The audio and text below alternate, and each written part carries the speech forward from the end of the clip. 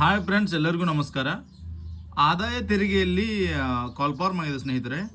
ಅಂದರೆ income tax ಆಫೀಸರಲ್ಲಿ ನೋಡಿ, ಪ್ರತಿಯೊಂದನ್ನು ತಿಳಿಸ್ಕೊಡ್ತೀನಿ ಬನ್ನಿ.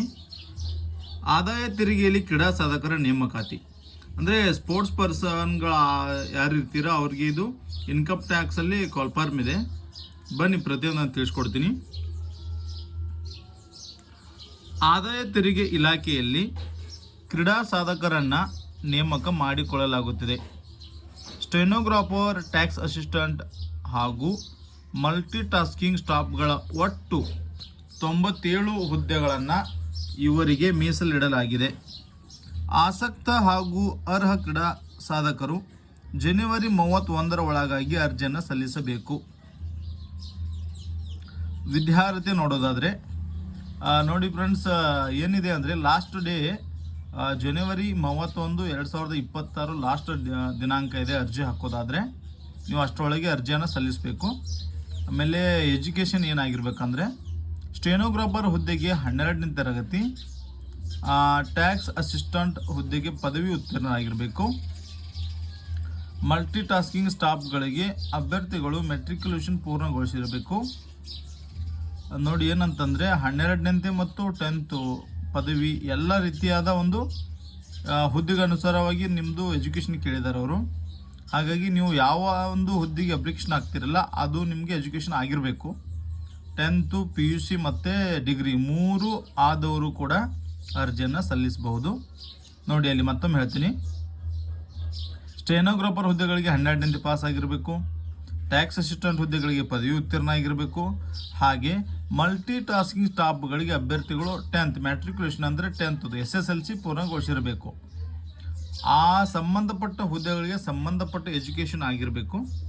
ಆಮೇಲೆ ಕ್ರೀಡಾ ಸಾಧನೆ, ನೀವು ಯಾವ ರೀತಿ ಸ್ಪೋರ್ಟ್ಸಲ್ಲಿ ಭಾಗವಹಿಸಿದವರಾಗಿರ್ಬೇಕಂತಂದರೆ ಅಭ್ಯರ್ಥಿಗಳು ರಾಷ್ಟ್ರ ಅಥವಾ ಅಂತಾರಾಷ್ಟ್ರೀಯ ಮಟ್ಟದ ಕ್ರೀಡಾ ಸ್ಪರ್ಧೆಯಲ್ಲಿ ವೈಯಕ್ತಿಕ ಅಥವಾ ಗುಂಪು ವಿಭಾಗದಲ್ಲಿ ಗುರುತಿಸಿಕೊಂಡು ಪದಕ ವಿಜೇತರಾಗಿರಬೇಕು.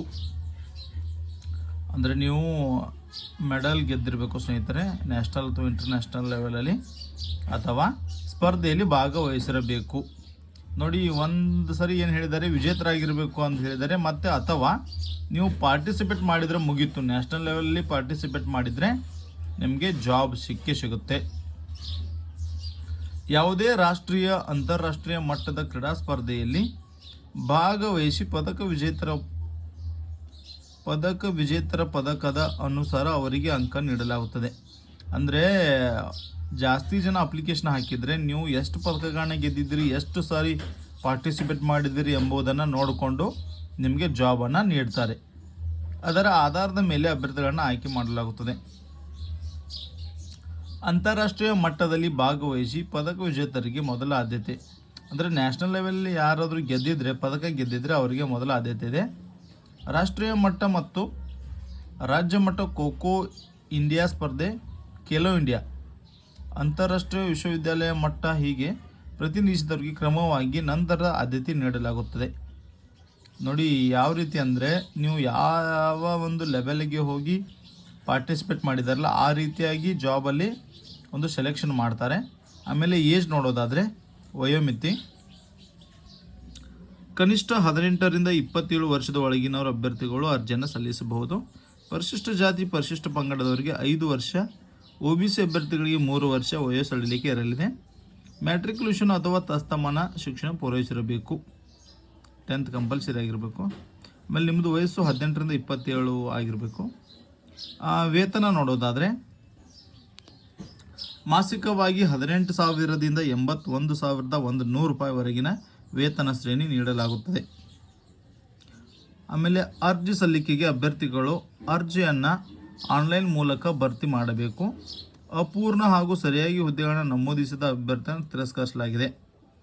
ನೋಡಿ ಸ್ನೇಹಿತರೆ, ಒಂದು ಕಂಡೀಷನ್ ಹಾಕಿದ್ದಾರೆ ಅವರು, ದಯವಿಟ್ಟು ನಿಮ್ಮದು ಎಜುಕೇಷನ್ ನೋಡಿಕೊಂಡು ನಿಮಗೆ ಯಾವ ಹುದ್ದೆಗೆ ನೀವು ಸೂಟ್ ಆಗ್ತೀರಾ ಎಂತಕ್ಕಂಥದ್ದು ಕರೆಕ್ಟಾಗಿ ಫಿಲ್ ಮಾಡಿ. ಯಾಕಂತಂದರೆ ಸರಿಯಾಗಿ ನೀವು ಫಿಲ್ ಮಾಡಲಿಲ್ಲ ಅಂತಂದರೆ ಅಂತಹ ಒಂದು ಫಾರ್ಮ್ಗಳನ್ನು, ಅಂತಹ ಒಂದು ಅರ್ಜಿಗಳನ್ನು ಅವರು ರಿಜೆಕ್ಟ್ ಮಾಡ್ತಾರೆ. ಮತ್ತು ಅಧಿಸೂಚನೆ ನೀಡಿದ್ದಾರೆ, ಕೆಳಗಡೆ ವೆಬ್ಸೈಟ್ ಕೊಟ್ಟಿದ್ದಾರೆ, ಅಲ್ಲಿ ಹೋಗಿ ನೀವು ಚೆಕ್ ಮಾಡ್ಬೋದು. ಅದರ ಜೊತೆಗೆ ಅರ್ಜಿ ಸಲ್ಲಿಸಲು ಕೊನೆಯ ದಿನಾಂಕ ಹೇಳಿದ್ದಾರೆ. 31/1/2026 ನೀವು ಅಷ್ಟರೊಳಗೆ ನೀವು ಅಪ್ಲಿಕೇಶನನ್ನು ಹಾಕಬೇಕಾಗತ್ತೆ. ಆಮೇಲೆ ಈ ಕ್ರೀಡಾ ಹುದ್ದೆಗಳು ನೋಡಿ ಸ್ನೇಹಿತರೆ, ಅಥ್ಲೆಟಿಕ್ಸಲ್ಲಿ ಅಥ್ಲೆಟಿಕ್ಸ್ ನೀವು ಭಾಗವಹಿಸಿದರೆ 26 ಹುದ್ದೆಗಳನ್ನು ಮೀಸಲಿಟ್ಟಿದ್ದಾರೆ. ಸ್ವಿಮ್ಮಿಂಗ್ನಲ್ಲಿ ಭಾಗವಹಿಸಿದರೆ 6 ಹುದ್ದೆಗಳನ್ನು ಮೀಸಲಿಟ್ಟಿದ್ದಾರೆ. ಬ್ಯಾಡ್ಮಿಂಟನ್ನಲ್ಲಿ 4, table tennis 4, chess 4, lawn tennis 4, cricket 10, volleyball 5, basketball 4, kabaddi 7, football 11, squash 2. ಇಷ್ಟು ಹುದ್ದೆಗಳಿಗೆ ಸಪ್ರೇಟಾಗಿ ಅವರು ಒಂದು ಕ್ರೀಡಾ ಅಂದರೆ ನಿಮ್ಮ ಪಾರ್ಟಿಸಿಪೇಟ್ ಯಾವ್ಯಾವ ಮಾಡಿದ್ದೀರಲ್ಲ ಆ ಸಂಬಂಧಪಟ್ಟ ಕ್ರೀಡೆಗೆ ಸಂಬಂಧಪಟ್ಟ ಹುದ್ದೆಗಳನ್ನು ಮೀಸಲಿಟ್ಟಿದ್ದಾರೆ. ಹಾಗಾಗಿ ನೋಡಿಕೊಂಡು ಅಪ್ಲಿಕೇಶನ್ ಹಾಕಿ. ಆಯ್ಕೆ ಪ್ರಕ್ರಿಯೆ ಯಾವ ರೀತಿ ಅಂದರೆ, ಆನ್ಲೈನ್ ಮೂಲಕ ಸ್ವೀಕರಿಸಿದ ದಾಖಲೆಗಳನ್ನು ಪರಿಶೀಲನೆ ಮಾಡಲಾಗುತ್ತದೆ. ಮೆರಿಟ್ ಆಧಾರದ ಮೇಲೆ ಅರ್ಹರನ್ನು ಶಾರ್ಟ್ ಲಿಸ್ಟ್ ಮಾಡಲಾಗುತ್ತದೆ. ನಂತರದಲ್ಲಿ ದೈಹಿಕ ಸಾಮರ್ಥ್ಯ ಪರೀಕ್ಷೆ ಹಾಗೂ ವೈದ್ಯಕೀಯ ಪರೀಕ್ಷೆಗಳ ಮೂಲಕ ಅಭ್ಯರ್ಥಿಗಳನ್ನು ಆಯ್ಕೆ ಮಾಡಲಾಗುತ್ತದೆ. ನೋಡಿ ಸ್ನೇಹಿತರೆ, ಇವರು ಯಾವುದೇ ರೀತಿಯಾದ ಎಕ್ಸಾಮನ್ನು ಕಂಡಕ್ಟ್ ಮಾಡಿಲ್ಲ. ನೀವು ಆನ್ಲೈನ್ ಮೂಲಕ ಅರ್ಜಿ ಸಲ್ಲಿಸಬೇಕು. ಅರ್ಜಿ ಸಲ್ಲಿಸಿದ ಮೇಲೆ ನೀವು ಏನು ನೀಡಿರ್ತೀರಲ್ಲ, ನಿಮ್ಮದು ಮಾರ್ಕ್ಸ್ ಕಾರ್ಡು, ಆಮೇಲೆ ನಿಮ್ಮದು ಸ್ಪೋರ್ಟ್ಸ್ದಲ್ಲಿ ಮಾಡಿದ ಸಾಧನೆ, ಅವುಗಳನ್ನು ಅನುಸರಿಸಿ ಒಂದು ಮೆರಿಟ್ ಲಿಸ್ಟನ್ನು ಬಿಡ್ತಾರೆ. ಆ ಲಿಸ್ಟ್ ಶಾರ್ಟ್ ಲಿಸ್ಟ್ ಮಾಡ್ತಾರೆ. ಅದರಲ್ಲಿ ನೀವು ಸೆಲೆಕ್ಷನ್ ಆದರೆ ಫಿಸಿಕಲ್ ಪರೀಕ್ಷೆ ಇರುತ್ತದೆ, ಆಮೇಲೆ ಮೆಡಿಕಲ್ ಪರೀಕ್ಷೆ ಇರುತ್ತದೆ. ಅವುಗಳಲ್ಲಿ ನೀವು ಪಾಸ್ ಆದರೆ ಅಭ್ಯರ್ಥಿಗಳನ್ನು ಫೈನಲ್ ಆಗಿ ಸೆಲೆಕ್ಷನ್ ಮಾಡ್ತಾರೆ. ಇದಿಷ್ಟು ಕೂಡ ಇವತ್ತಿನ ಒಂದು ಉದ್ಯೋಗ ಮಾಹಿತಿ. ನಿಮಗೆ ಇಷ್ಟ ಆಯಿತು ಅಂತ ಭಾವಿಸುತ್ತೇನೆ. ದಯವಿಟ್ಟು ಯಾರೆಲ್ಲ ನಿಮ್ಮ ಫ್ರೆಂಡ್ಸಲ್ಲಿ ನ್ಯಾಷನಲ್ವರೆಗೂ ಆಮೇಲೆ ಇಂಟರ್ನ್ಯಾಷನಲ್ವರೆಗೂ ಹೋಗಿ ಪಾರ್ಟಿಸಿಪೇಟ್ ಮಾಡಿ ಬಂದಿದ್ದಾರೆ ಅಂಥವರಿಗೆ ದಯವಿಟ್ಟು ಈ ಒಂದು ವಿಡಿಯೋವನ್ನು ದಯವಿಟ್ಟು ಶೇರ್ ಮಾಡಿ ಸ್ನೇಹಿತರೆ. ನಿಮ್ಮಿಂದಾದರೂ ಅವರಿಗೆ ಒಂದು ಒಳ್ಳೆಯ ಜಾಬ್ ಸಿಗಲಿ.